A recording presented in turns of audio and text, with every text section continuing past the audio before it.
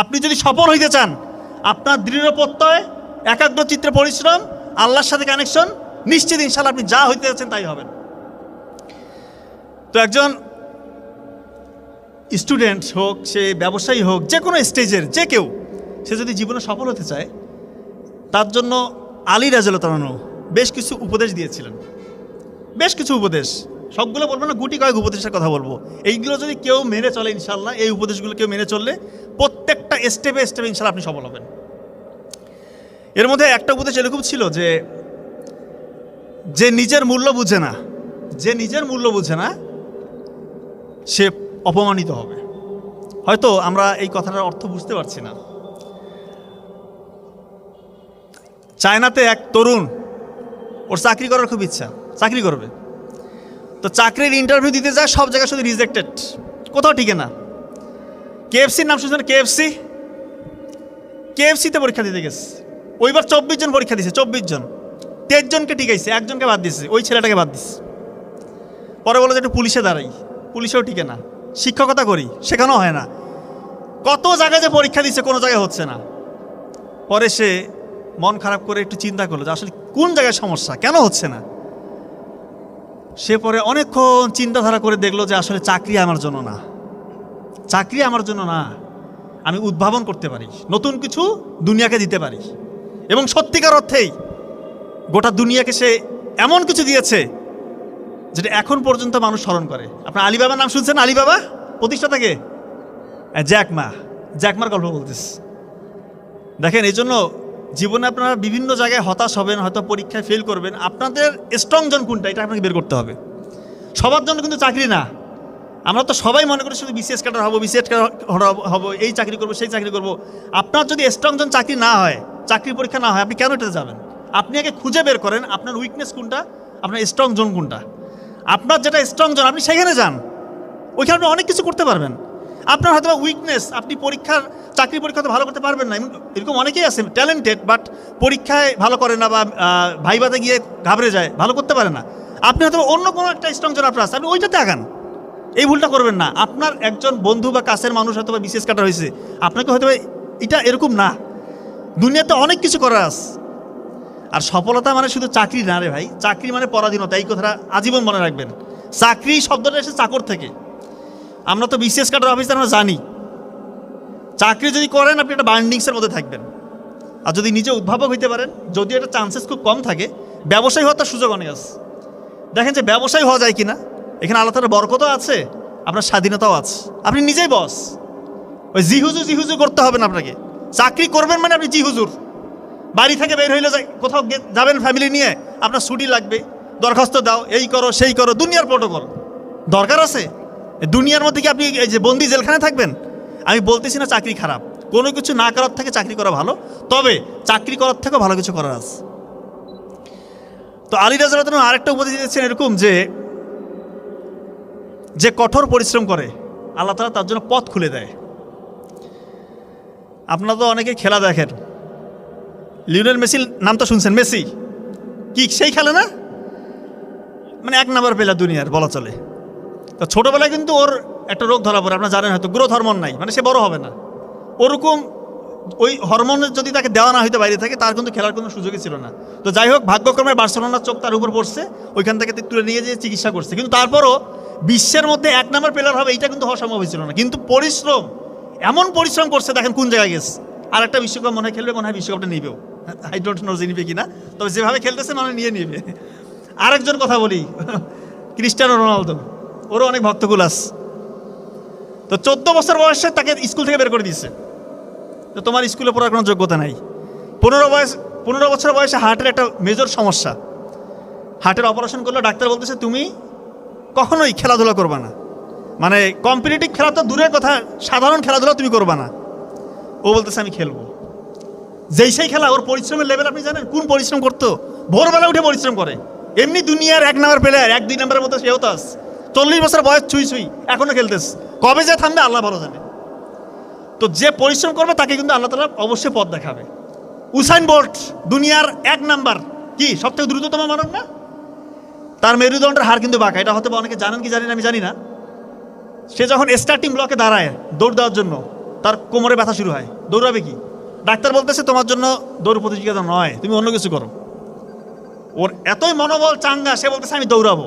শুধু দৌড়াবো তাই না, দুনিয়ার মধ্যে 1 নাম্বার দ্রুততম আমি হব, এতটাই কনফিডেন্স লেভেল এবং এত পরিশ্রমী। দেখেন দৌড় আমি তার কয়েকটা দেখছি, দৌড়ার আগেই উদযাপন শুরু। দৌড় মানে প্রতিযোগিতা শুরু হয়েছে তার আগেই উদযাপন। অন্যরা তো এমনি ভয় পেয়ে যাবে, কী রে ভাই, প্রতিযোগিতা শুরুর আগে উদযাপন। এবং আসলে সে প্রতিটা প্রতিযোগিতায় ফার্স্ট হয়ে যায়। তো এই জন্যই পরিশ্রম করলে আপনি যে ধর্মেরই হন, যে লেভেলেরই হন, পরিশ্রম করবেন, অবশ্যই সফল হতে হবেন আপনি। এখন বিষয় হচ্ছে এখানে বেশিরভাগ ক্যান্ডিডেটের মনের আশা হচ্ছে বিসিএস কাটার হওয়া, আমি যতদূর বুঝি। তো বিসিএসে কিন্তু পরীক্ষা দেয় 4-5 লাখ, এর মধ্যে হবে 2-2.5 হাজার 3 হাজার। এইখানে শুধু পরিশ্রম করলে কিন্তু হবে না, একটু বুদ্ধি খাটাতে হবে, একটু বুদ্ধি খাটিয়ে চলতে হবে। পরিশ্রম করে 5 লাখ কিন্তু আর পরিশ্রমী স্টুডেন্ট না, অনেকে আছে এমনি পরীক্ষা দেই, কিন্তু 50,000, 40-50,000 স্টুডেন্ট আছে খুব ভালো পরিশ্রমী। এদের মধ্যে থেকে টপ 2000-এর মধ্যে আপনি যদি যেতে চান, আপনাকে একটু সায়েন্টিফিক ওয়েতে আগাইতে হবে। যেমন আমি একটা কথা বলি, এই কথাগুলো অনেকবার বলেছি, আপনি যদি ভোরবেলা 4 ঘন্টা পড়েন, আর একজন স্টুডেন্ট আপনার রাতের বেলা 4 ঘন্টা পড়তেছে, আপনি তার থেকে 20-30 গুণ আগায় গেলেন, 20-30 গুণ, অথচ কোয়ান্টিটিটা কিন্তু সেম। ও 4 ঘন্টা পড়ছে, আপনিও 4 ঘন্টা পড়ছেন, সে রাতে পড়ছে, আপনি ভোরবেলা পড়ছেন, পার্থক্য দেখেন তৈরি হয়ে গেল। একজন কোনো রিভিশন দেওয়া দেয় নাই, আর আপনি প্রতিদিন আগের পড়াগুলো রিভিশন দিয়ে এরপর নতুন পড়া পড়তেছেন, আপনি তার থেকে বহুগুণ আগায় গেলেন। একজন প্রতি ঘন্টার মধ্যে অন্তত 20 মিনিট পরে 10 মিনিট রেস্ট দিচ্ছে, আর একজন টানা পড়তেছে, আপনি তার থেকে আগে গেলেন। আমার বড় ভাই ডক্টর নাবিল বলছেন না, নীল কলমে লিখতে, নীল কলমে যেটা লিখবেন ওইটা দীর্ঘমেয়াদী স্মৃতি সেন্টারে গিয়ে রিজার্ভ হবে। আর একজন কালো কলমে লিখতেছে বা লিখতেছেই না, তো যে লিখতেছে না আর আপনি লিখতেছেন, আবার নীল কলমে লিখতেছেন, আপনি সায়েন্টিফিক হয়তো আগাচ্ছেন, তা আপনার সাথে তো ওর একটা পার্থক্য, ভিজিবল পার্থক্য হয়ে গেল। বেশিরভাগ স্টুডেন্ট দেখবেন রাত জাগে, এই ভুলটা করবেন না। রাত জাগলে আপনার দেখবেন যে আপনি যে রাত জাগলো না ভোরে উঠলো, তার থেকে আপনি বহুগুণ পিছিয়ে গেলেন। আর রাত যে জাগে কি করে ভাই, পড়ালেখা করে, গবেষণা করে নাকি? বেশিরভাগ এই যে স্টল, এই টিকটক, ইনস্টাগ্রাম, রিলস, এগুলো বানানো হয়েছে আপনার মস্তিষ্ক যেন 5 সেকেন্ডের মধ্যে সীমাবদ্ধ থাকে। আপনার যে মানে চিন্তা চেতনা, ফোকাসিং পাওয়ার 5 সেকেন্ডের বেশি আপনি যেন ফোকাস কোথাও দিতে না পারেন, এই জন্য এটা তৈরি করছে। দেখেন না এখন সবাই অধৈর্য, একটা কিছু আসছে দেখছে, ঠাস করে পরেরটাতে গেল, কোথায় যাচ্ছে সে নিজেও জানে না। ব্রেন এভাবে হাইপার অ্যাক্টিভ হয়ে গেছে। এখন এই ব্রেন নিয়ে যখন আপনি বিসিএসের মতো পড়ায় যাবেন বা কোনো গবেষণার জন্য পড়ায় যাবেন, ওইখানে হিউজ পড়া দেখে আপনার তো মাথা খারাপ। আপনার ব্রেন তো হয়ে গেছে শর্ট টার্ম, 5 সেকেন্ডের মধ্যে আপনি শেষ, আপনার ফোকাস আর থাকে না, কনসেন্ট্রেশন থাকে না। তো সেই জায়গা থেকে এত হিউজ পড়া আপনি কীভাবে পড়বেন? দয়া করে এই জিনিসগুলো করবেন না, আনইউজুয়াল স্ক্রল করবেন না। আচ্ছা, এরপরে যে উপদেশটা উনি দিয়েছেন আলী রাদিয়াল্লাহু তাআলা আনহু, যে কোনো পরিস্থিতিতে কাজ চালিয়ে যেতে হবে। এক্ষেত্রে একটা চমৎকার গল্প বলি আপনাদেরকে। আজকে থেকে প্রায় 1000 বছর আগে মিশরের এক দুর্ধর্ষ কঠোর শাসক ও ইচ্ছা প্রকাশ করছে যে নীল নদে নাকি বাদ দিবে। আরে নীল নদ, এটা কি সেই নীল নদ? এটা কি যেই সে নদী নাকি? পৃথিবীর দ্বিতীয় দীর্ঘতম নদী, আফ্রিকা মহাদেশের দীর্ঘতম নদী, যেটাকে রাসূলুল্লাহ সাল্লাল্লাহু আলাইহি ওয়াসাল্লাম বলতেছে জান্নাতি নদী। এইটা মিশরীয় সভ্যতা যেটার উপর গড়ে উঠছে, এর গভীরতা অন্যরকম। এখনও অনেকে মাপতে পারে না এটা কোন জায়গায়, এটার উৎস কোথায়। এখনও বিজ্ঞানীরা দ্বিধাদ্বন্দ্বে থাকে যে সত্যিকার উৎস কোথায়। অনেকে বলে ইথিওপিয়ার কোনো একটা পাহাড় থেকে, অনেকে বলে উগান্ডা থেকে, এক একজন এক এক কথা বলে। সত্যিকার যে উৎস কথাটা কেউ জানে না।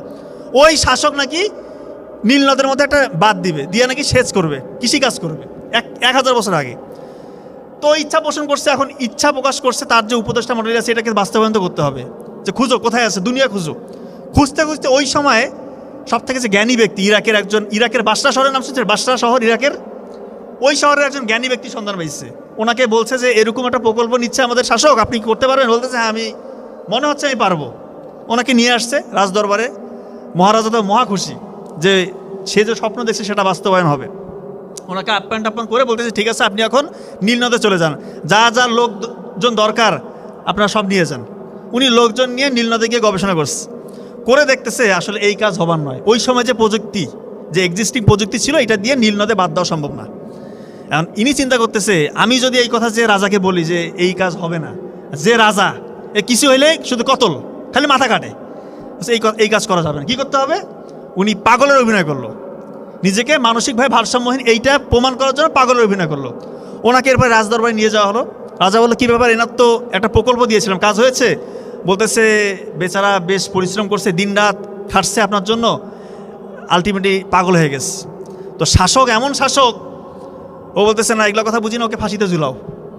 সবাই তো হতো বা কী ব্যাপার, এটা কেমন রাজা, বলতেছে না ওকে ফাঁসি দিতে হবে। তো উপদেষ্টা মণ্ডলী যারা আছে ওরা বলতেছে দেখেন মহারাজা, এনাকে যদি ফাঁসি দেন, ইনি কিন্তু জ্ঞানী ব্যক্তি, দুনিয়ার অনেকে এনাকে চিনে, এটা কিন্তু আমাদের রেপুটেশনের উপর একটা আঘাত আনতে পারে, তাহলে কি করতে হবে যে এনাকে ছেড়ে দেন। বলছে না ছাড়াছাড়ি নাই, ওকে যাবজ্জীবন কারাদণ্ড দাও। ওই বেচারাকে যাবজ্জীবন কারাদণ্ড দিস। তো এরকম শাসক কি আপনারা দেখছিলেন? ছিল না? কিছু হইলে, মতের অমিল হইলেই জেলে ঢুকাও, আয়না ঘরে ঢুকাও, শাস্তি দাও, গুম করো। বাংলাদেশের জন্য এরকম শাসক আর না আসে। সবাই একতাবদ্ধ থাকবেন, কোনো স্বৈরা শাসককে বাংলাদেশে আর জায়গা দিবেন না। কেউ যদি বাংলার জমিনে আর স্বৈর শাসন করতে চায়, কিভাবে তাকে টেনে ইস্ত্রে নামাতে হয় সেই শিক্ষা আমাদেরকে আবু সাইদা দেখে দিয়ে গিয়েছে। তো যাই হোক, ওই বেচা জেলখানায় গিয়েছে। জেলখানা কি বসে থাকে পাবলিক? জ্ঞানী ব্যক্তি, সবসময় লেখাপড়া করে। বলতেছে ভাই আমাকে একটা কাগজ, পাগল তো পাগলের মতো বলতেছে কাগজ কলম দাও, লিখবে, খালি লিখবে। বলতে পাগল ছাগল কী করে, দাও কাগজ কলম দাও। একটা ছোট্ট ছিদ্র আছে তার, ওই যে জেলখানার মধ্যে রাখছে, ছোট্ট ছিদ্র দিয়ে শুধু আলো পাস হয়, আলো আসে। ওই আলো নিয়ে গবেষণা শুরু করেছে। আলোটা কিভাবে ওয়ালের মধ্যে প্রতিফলিত হচ্ছে, ওখান থেকে কী হচ্ছে, এইটা থেকে আলোর যত সূত্র আপনারা পড়েন, যারা ফিজিক্সের ছাত্রছাত্রী আছেন, আলোর যে লেন্সের সূত্র, আমাদের চোখের যে লেয়ারগুলো আছে, এখানে লেন্স আছে, cornea, retina, aqueous humour, vitreous humour, optic nerve, সবগুলো উনি আবিষ্কার করছে।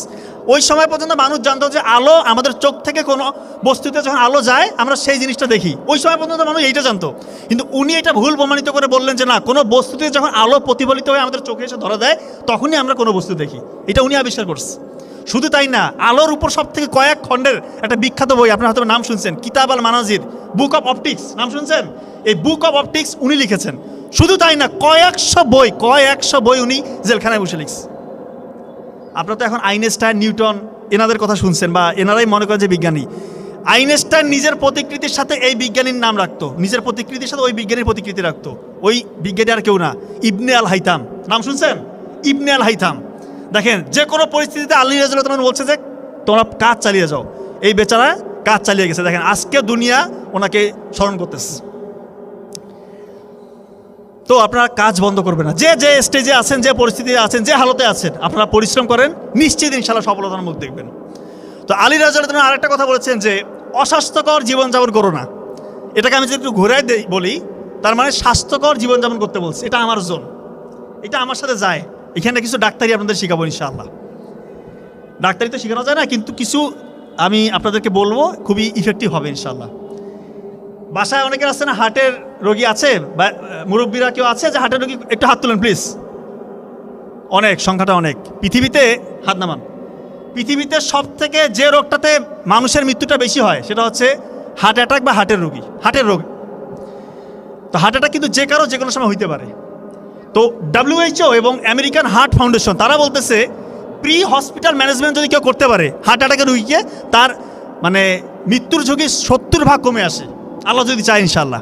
তো তার আগে তো বুঝতে হবে যে আপনার হার্ট অ্যাটাক হয়েছে কিনা।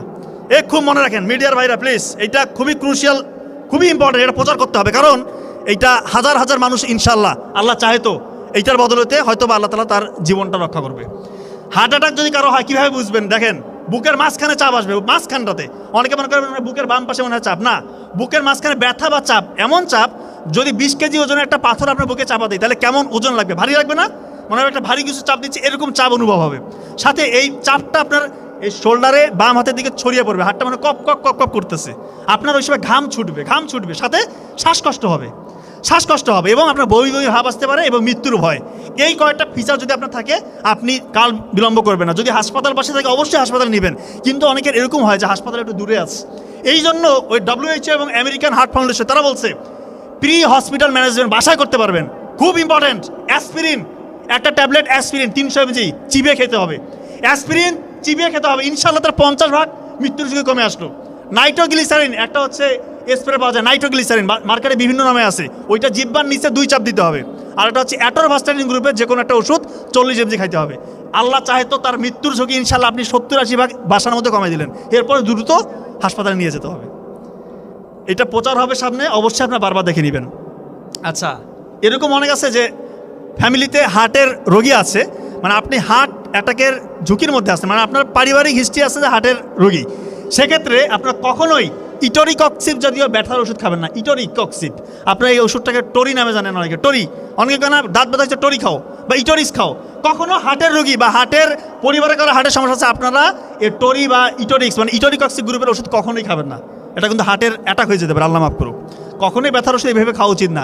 আর কিডনির রোগীরা বা কিডনির ফ্যামিলি হিস্ট্রি আছে কিডনি, কখনোই ডাইক্লোফেনাক বা কিটোরোলাক যদি ওষুধ কখনো নিজে আপনারা এই ওষুধটা খেতে যাবেন না। এটা কিন্তু কিডনির যে ফিল্টারিং পাওয়ার এটা কমে যেতে পারে, দেখবেন যে কিডনি ফেল করতে পারে। আমাদের বাড়ির পাশে এক মেয়ের বিয়ে হয়েছে, পেট ব্যথা হয়েছে, ওইখানে একদম মানে গ্রামের দিকে তো ডাক্তার ছিল না, ওই লোকাল যে হচ্ছে হাতুড়ি ডাক্তার, ওদের মাধ্যমে সে ওই যে কিটোরোলাক ডাইক্লোফেনাক এগুলো ইঞ্জেকশন দিয়ে 2-3 দিনের মধ্যে তার কিডনি ফেল করে, রংপুর মেডিকেলে ডায়ালিসিস করে, আলটিমেটলি সে মৃত্যুবরণ করে, মাত্র 18-19 বছর বয়স। এই জন্য এই রিস্কটা কখনোই নেবেন না। যে কোনো ব্যথার ওষুধ খাওয়ার আগে অবশ্যই ডাক্তার দেখাবেন। এখানে এমন কেউ আছে যে চুল পড়ে যাচ্ছে, চুল, ওরে আল্লাহ, এটা একটু ক্যামেরা প্লিজ, ক্যামেরা। আচ্ছা না, থামান, হাতগুলো নামান। যাদের চুল পড়ে যাচ্ছে আমি বলি একটা টোটকা দিয়ে যাচ্ছি ইনশাল্লাহ, এটা খুবই ইফেক্টিভ, এভিডেন্স বেসড। 7টা উপাদান 7টা উপাদান। মহাদেশ কয়টা? 7টা উপাদান মনে রাখেন।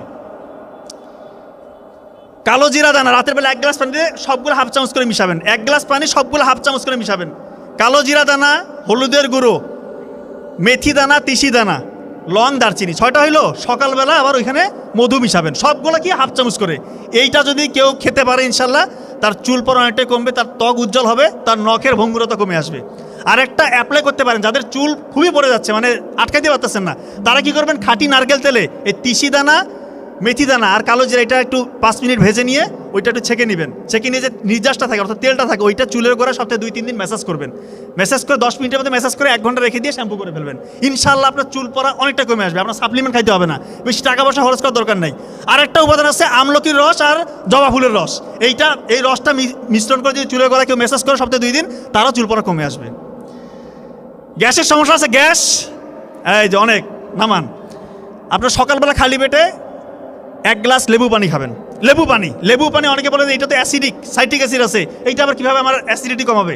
লেবু পানিটা যখন খাবেন এটা গিয়ে অ্যালকালাইন হয়ে যাবে, পেটের ভিতরে গিয়ে অ্যালকালাইন হবে, এবং এটা আমাদের লিভার থেকে আমাদের যেটা হজমে যেটা সহায়ক ভূমিকা পালন করে সেটা হচ্ছে পিত্তরস, ওইটা ক্ষরণ মারায় দেয়। আলটিমেটলি আপনার সুন্দর হজম হবে, গ্যাসগুলোকে ছোটো ছোটো টুকরা করবে, আপনার গ্যাসের সমস্যা অনেকটা কেটে যাবে। আর যাদের আইবিএসের সমস্যার সাথে গ্যাসের সমস্যা, আইবিএসের সমস্যা অনেকে ভুগতেছে। আইবিএসটা হচ্ছে অনেকের দেখবেন কনস্টিপেশন হয়, অনেকের ডায়রিয়া হয়। তো যাদের এরকম আইবিএসের সমস্যা তারা অবশ্যই জিরা পানি খাবেন। রাতে 1 গ্লাস পানিতে 1 চামচ জিরা ভিজিয়ে রেখে ওইটা ছেঁকে নিয়ে শুধু পানিটা পান করবেন, কারণ এই জিরার মধ্যে রয়েছে থাইমোনল, এবং এইটা কিন্তু অ্যান্টি ইনফ্লামেটরি এজেন্ট রয়েছে। যাদের আইবিএস হয় তাদের কিন্তু পেট ব্যথা থাকে, একটু দেখা যায় পেটটা চিনচিন করে, একটু গ্যাসের সমস্যা হয়, যেহেতু এটা অ্যান্টি ইনফ্লামেটরি এজেন্ট রয়েছে, এটা আপনার দেখা যায় ইনফ্লামেশনটা কমাবে। এবং যেহেতু আইবিএসে আপনার কখনো দেখা যায় ডায়রিয়া, কখনো কনস্টিপেশন, অর্থাৎ আপনার মোটিলিটি ঠিকঠাক থাকে না, মোটিলিটি কখনো বেশি হয়ে যায়, কখনো ধীরগতি হয়ে যায়।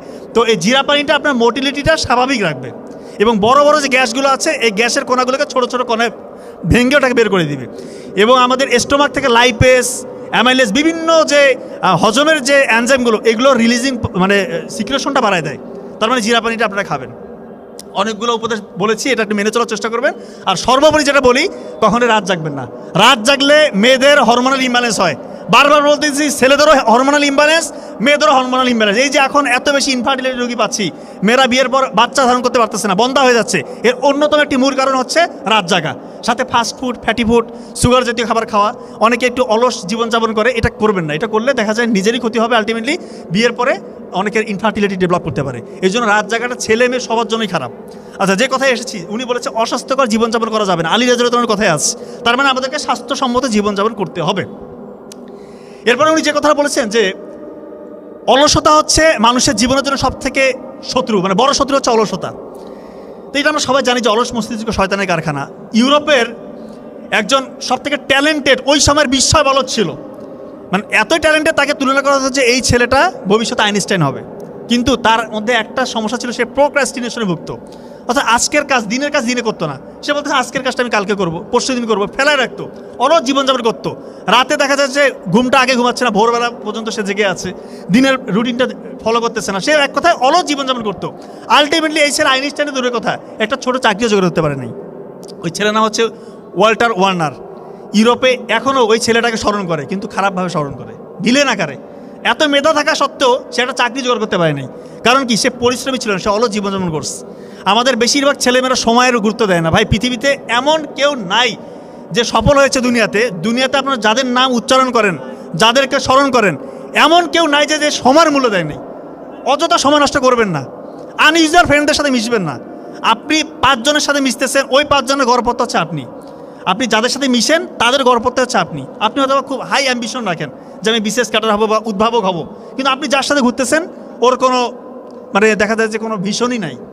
সে সারাদিন জুয়া খেলতেছে মোবাইলের মধ্যে, বা মানে আনইউজুয়াল অ্যাক্টিভিটিস করতেছে। তার মধ্যে দেখবে যে সে সবসময় শুধু নেগেটিভ কথা বলে, হ্যাঁ আমাদের দ্বারা কি চাকরি হয় নাকি, মানে নেগেটিভ কথা বলে, নেগেটিভ চিন্তা করে, আনইউজুয়াল অ্যাক্টিভিটিসের মধ্যে জড়িয়ে আছে। এরকম ফ্রেন্ড সার্কেলকে ডিলিট করেন নিজের ভালোর জন্য। সত্যিকার অর্থে ভালো ভালো বন্ধুদের সাথে মিশেন, আপনার জীবন বদলে যাবে। এরপরে যে উপদেশটা উনি দিয়েছেন, যেটা বলেছেন, আপনারা নিশ্চয়ই একটা গল্প শুনেছেন, যে যার গল্পটা আমি বলতে যাচ্ছি সেটা হচ্ছে KFCর যে প্রতিষ্ঠাতা কর্নেল স্যান্ডার্স। 65 বছর বয়স। 65 বছর বয়সে গিয়ে উনি বলতেছে আমি জীবনে কিছুই করি নাই, এখন কিছু করতে হবে। জীবনে কিছুই করি না, এখন করতে হবে। কী করতে হবে? আমি কোনটা পারি? বলতেছে আমি খুব ভালো চিকেন ফ্রাই করতে পারি। কিন্তু দাঁড়ে দাঁড়ে যাচ্ছে, সকল রেস্টুরেন্টের কাছে যাচ্ছে, সবাই রিজেক্ট করে দিচ্ছে, বলতেছে না তোমার এই KFC মানে এই হচ্ছে চিকেন খাওয়ার মতো না, অযোগ্য। 1001 জায়গায় গেছে, সবাই রিজেক্ট করে দিচ্ছে। অনেকে বলতেছে যে আপনার এই সময় নাতিপুতির সাথে সময় কাটাবেন, বাসায় একটু খেলাধুলা করবেন তাদের সাথে, এগুলো কী শুরু করছেন? কিন্তু উনি হাল ছাড়ে নাই, আলটিমেটলি KFC প্রতিষ্ঠা করে দেখা দিস। 65 বছর বয়স, তার মানে হাল ছাড়া যাবে না। আরেকটা বিষয় হচ্ছে জ্ঞান অর্জন করতে বলেছেন। আল্লাহ তাআলা বলছে জ্ঞান অর্জন করো, জ্ঞান অর্জন করে তুমি অনেক উঁচু হবা। তো জ্ঞান অর্জন করলে যে আসলে উঁচু হয় এরকম উদাহরণ অসংখ্য আছে। আপনার ইবনে সিনার নাম শুনেছেন। ইবনে সিনা মেডিকেল সায়েন্সের কথা আসলেই যার নাম আমাদেরকে নিতে হয়। উনি কিন্তু খুব গরিব ঘরে জন্মগ্রহণ করেছিলেন, খুব গরিব ঘরে।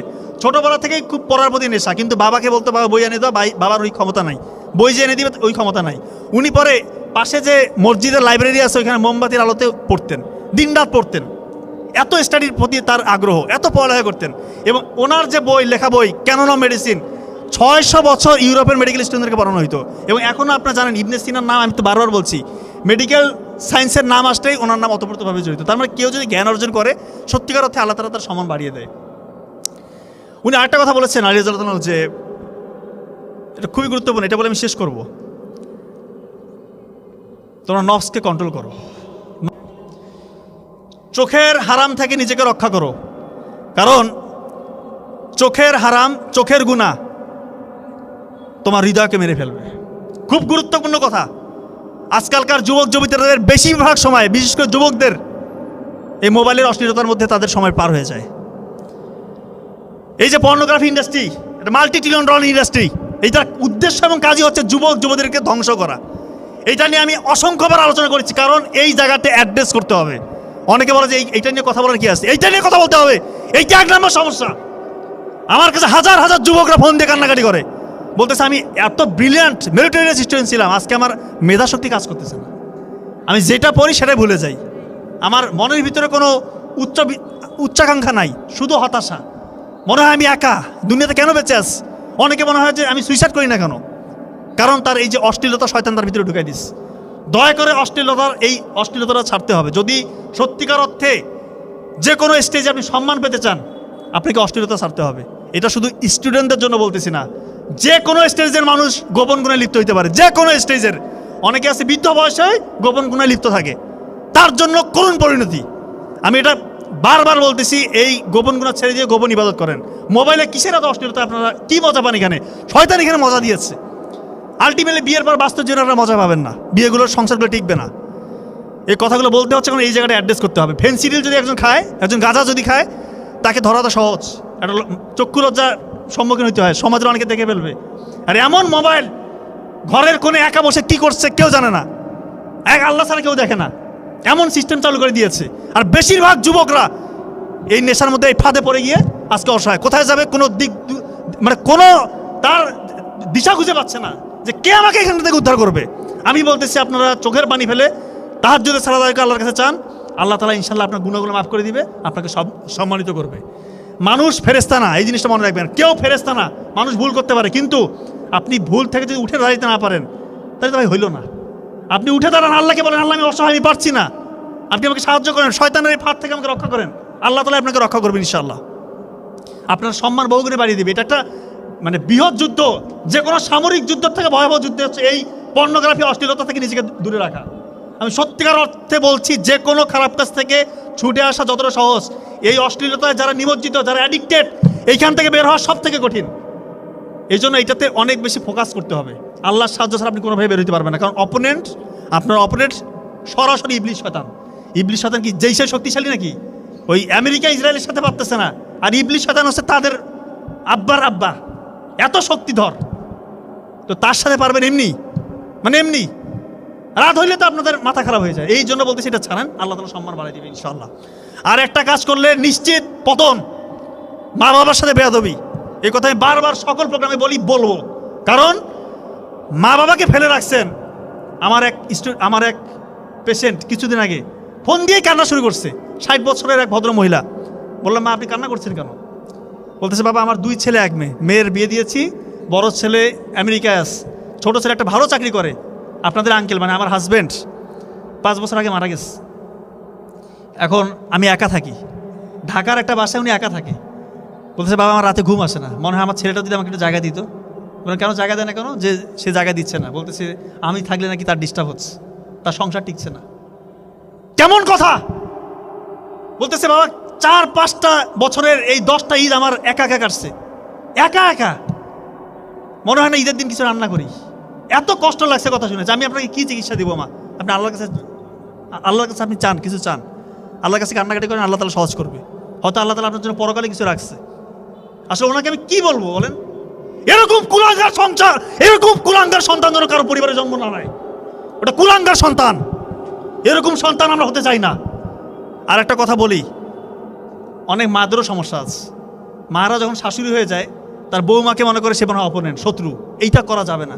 এই যে মিডিয়া প্রচার হবে, আমি বলতেছি মায়েরা আপনারা দয়া করে যখন আপনার ছেলের বিয়ে দিবেন, আপনার ছেলের বউকে নিজের মেয়ে মনে করেন, তাকে আগলে ধরেন, সে আপনাকে অবশ্যই ভালোবাসবে। আপনার ছেলেকে বলেন বাবা তুমি তো তোমার বউকে নিয়ে মাঝে মাঝে ঘুরতে যাও, আপনি তাকে বলে দিবেন। আপনার ছেলে হয়তো আপনার বৌমার জন্য একটা শাড়ি নিয়ে আসছে, বলো বাবা আরও 2টা শাড়ি নিয়ে আস। আপনার অ্যাক্টিভিটিস দেখে যেন উনি মনে করে যেন আসলে তো আমার শাশুড়ি আমাকে নিজের মেয়ের মতো ভালোবাসতেছে, তখন দেখবেন আপনার প্রতি সে ভালোবাসবে। আর আপনি আসার সাথেই শুরু করে দিলেন যে আমার ছেলে কোথায় নিয়ে গেল, ভাইগে গেল, শেষ হয়ে গেলাম, তাহলে তো ভাই হবে না। মেয়েদেরও কিছু সমস্যা থাকে, তারাও এসে মনে করে যে শাশুড়ি মানে শত্রু, শাশুড়িদের মধ্যে অনেকেরই সমস্যাটা আছে। তো এইটা করবেন না। মেয়েদেরকে বলবো আপনার বিয়ের পরে প্রথমে আপনারা অবশ্যই শাশুড়িকে নিজের মায়ের মতো মনে করবেন। যদিও এটা মনে করা খুবই ডিফিকাল্ট, বাট চেষ্টা করেন। আপনার স্বামীকে খুশি করার জন্য এটা চেষ্টা করেন, আপনার শাশুড়ির খেদমত করেন, চেষ্টা করেন এটাকে আল্লাহ তাআলাকে খুশির জন্য, যেটা এটা আপনাদের দায়িত্ব না, বাট আপনার স্বামীকে খুশির জন্য এটা করেন, সম্পর্কটা ইজি হয়ে যাবে। আর মাদের উদ্দেশ্য বলছি আপনারাও আপনাদের বৌমাকে একটু নিজের মেয়ের মতো মনে করবেন। এই জন্য বারবার বলি বাবা মার খেদমত করেন, আল্লাহ তাআলা দেখবেন আকাশচুম্বী সাফল্য দেখাবে ইনশাল্লাহ। আমি কথা আর বেশি দেরি করবো না। 3টা জিনিস জীবন থেকে মুছে ফেলেন। 3টা জিনিস, রাত জাগা, আপনি সফল হবেন। রাত জাগবেন না দয়া করে, আমার কথাটা আপনি হারে হারে টের পাবেন। রাত 10টার মধ্যে ঘুমিয়ে যাওয়ার চেষ্টা করেন, রাত জাগবেন না। এবং আনইউজুয়াল, অযাচিত, মানহীন স্ক্রল করবেন না, মানহীন স্ক্রল করবেন না। কি দেখতেছেন, কি জন্য দেখতেছেন, মানে কোনো উদ্দেশ্য আছে, কি শিখতেছেন, এটা করবেন না। জীবন বদলে যাবে, বিশ্বাস করেন জীবন বদলে যাবে। আর হচ্ছে খারাপ সঙ্গ, ব্যাড সার্কেল, টক্সিক সার্কেল থেকে বের হয়ে আসেন। যার সাথে ঘুরতেছেন আগে দেখেন ও কি আসলে হাই অ্যাম্বিশন রাখে, সে কি ধার্মিক, আগে ভালো করে চিন্তা ভাবনা করে দেখেন যে সত্যিকার অর্থে যে ভালো হয় ওর সাথে সময় কাটাতে পারেন, কোনো সমস্যা নেই। আমি বলতেছি না ঘরের কোণে বসে সারাদিন পড়ো না, খেলাধুলা করবেন, আপনি ধর্মীয় বই পড়বেন, কালচারাল অ্যাক্টিভিটিস যেটা ধর্মের সাথে যায় এরকমগুলো করবেন, আপনারা সবই করবেন, কিন্তু মেইন ফোকাসটা আপনার থাকতে হবে। এবং দিনের পড়াটা দিনে শেষ করবেন। ওই একদিন পড়লাম 7 দিন ফেলা রাখলাম, পরীক্ষার আগে পড়বো, এইভাবে জীবনে সফল হতে পারবেন না। আপনাদের মেইন সমস্যা হচ্ছে আপনারা বলেন যে গ্রাজুয়েশন কমপ্লিট করে বিসিএসের বড় পড়বেন। বিসিএস বলে না, যেটাই হতে চান এখন থেকে আপনার স্কিল ডেভেলপ করেন। স্কিল ডেভেলপ করতে হবে এখন থেকে, না হলে ওই সময় যে পারবেন না। সময়ের সাথে যদি আগাইতে না পারেন, সময় আগায় যাবে, আপনি পিছনে পড়ে যাবেন, ব্যাকফুটে পড়ে যাবেন। একটা কথা আছে, সময়কে হয় ব্যবহার করো, না হয় সময় তোমাকে ধ্বংস করবে। কথা কি বুঝছেন? হয় সময়কে ব্যবহার করো, না হয় সময় তোমাকে ধ্বংস করবে। এই জিনিসটা খুবই ইম্পর্টেন্ট। সর্বশেষ কথা, যে কোনো রকমের অন্যায় দেখলে অবশ্যই প্রতিবাদ, অন্যায় দেখলে প্রতিবাদ করতে হবে। সিংহ একটা সিংহ, সে সব সময় বনের রাজা, এটা মাথায় রাখবেন। সে সব সময় বনের রাজা। সিংহের অনুপস্থিতিতে মাঝে মাঝে শেয়ালেরা মনে করে আমরাই বনের রাজা, সে রাজত্ব কায়েম করতে চায়। কিন্তু একটা কথা মনে রাখবেন, শেয়ালের রাজত্ব স্থায়ী হয় সিংহের জাস্ট উঠে দাঁড়ানো পর্যন্ত। এই আবু সাইদ মুগ্ধরা বাংলার সিংহ, তারা উঠে দাঁড়িয়ে দেখিয়ে দিয়েছে কিভাবে সিংহদেরকে দেশ থেকে বিতাড়িত করতে হয়। এরপরে যদি কেউ স্বৈরশাসক হওয়ার চেষ্টা করে, তার লাগাম কিভাবে টেনে ধরতে হয় সেই শিক্ষা আমরা পেয়েছি, মেকানিজম হবে একসময় আমাদের জানা। তাই বাংলার জমিনে আর কেউ স্বৈরশাসক হওয়ার দুঃসাহস দেখাবেন না। সবাইকে ধন্যবাদ। আসসালামু আলাইকুম রহমতুল্লাহ।